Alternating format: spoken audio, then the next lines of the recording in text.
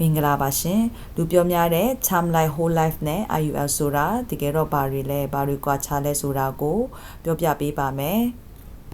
term life insurance ပထမအဦးဆုံးကတော့ term life insurance ပါသူကိုတော့အင်္ဂါရာနဲ့ဥပမာပေးချင်ပါတယ်သူကကုန်ကျစရိတ်အနည်းဆုံးနဲ့အကအကွယ်အများဆုံးရတာပါတက်တန်းကတော့10နှစ်လား20လား30နှစ်စသဖြင့်အချိန်ကာလကန့်သက်ချက်ရှိလို့ term လို့ခေါ်ပါတယ်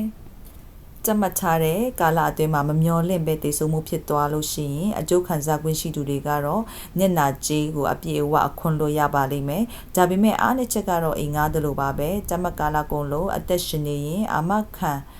တက်တန်းကုန်သွားပြီးဘာငွေမှပြန်မရတော့ပဲအကအကွယ်ဆက်လို့ချင်ရင်တော့အသက်ပြန်ဝယ်ရပါမယ်။ whole life insurance ဒုတိယကတော့ whole life insurance ပါသူကိုတော့အင်ကိုအတုံးလုံးတေချာစနစ်တကျနဲ့ပုံတေးအရစ်ကြဝယ်တာနဲ့တူပါတယ်သူကတက်တန်းကုန်ရဲမရှိပဲတက်တာလုံးအကအကွယ်ပေးတဲ့ခြာဝရအာမခံပါထူးခြားချက်ကတော့သူ့ထဲမှာငွေစုအစိအပိုင်းပါဝင်ပြီးမှအချိန်ကာလကြာလာတာနဲ့အမျှတဖြည်းဖြည်းတိုးပွားလာပါတယ်အတုံးလုံးကတော့ကုမ္ပဏီကသတ်မှတ်ထားတဲ့အာမခံချက်ရှိထားနှုံးချအပေါ်မှာပဲအခြေခံတာမို့လို့အရန်တည်ငြိမ်ပြီးမှအန်ဒီရလုံးဝမရှိပါဘူး။ဒါပေမဲ့လဆင်ပေးရမယ့်ပြည်မြန်ကြီးကတော့ချမ်းထက်များစွာမြင့်လွန်ပါတယ်။ပြီးတော့သူကပုံတည်အဖွက်စီးပုံဖြစ်တဲ့အတွက်ကြောင့်မလို့မိမိရဲ့ဗန်ဒါရေးအခြေအနေပေါ်မူတည်ပြီးမှလဆင်ကြီးငွေကိုအတူအရောလုပ်ဖို့ပြောင်းလဲပြုပြင်လဲပိုနေပါတယ်။ Index University Life နောက်ဆုံးတစ်ခုကတော့အခုခေတ်မှာလူကြိုက်အများဆုံး IUL Index University Life ပါသူ့ကိုတော့အင်ဝယ်ယုံတယ်မကပဲနဲ့ဈေးကွက်ထဲမှာပါရင်းနှီးမြှုပ်နှံခွင့်ရတာနဲ့တူပါတယ်တက်လုံးအကအကွယ်ပေးခြင်း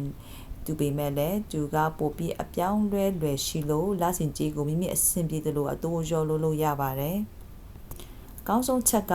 သူ့ရဲ့ငွေစုတိုးတက်မှုကို S&P 500ကဲ့သို့ဈေးကွက်ညွန်းတန်းတွေနဲ့ချိတ်ဆက်ထားပါတယ်ဈေးကွက်တက်ရင်အမြတ်အများကြီးရနိုင်ပြီးမှဈေးကွက်ကျရင်လည်းပဲအရှုံးမရှိအောင် 0% floor protection နဲ့ကာကွယ်ထားပါတယ်ဒါကြောင့်မလို့ငွေကြေးတိုးတက်နိုင်ချေကတော့ whole life tech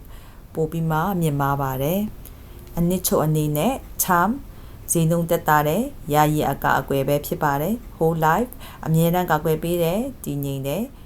IUL တက်ကြအကအကွယ်လဲရတယ်ဈေးကွက်ထက်ရင်းနှီးမြှုပ်နှံပြီးမှငွေကြေးကိုပုံမတိုးပွားလို့သူအတွက်အကောင်းဆုံးဖြစ်ပါတယ်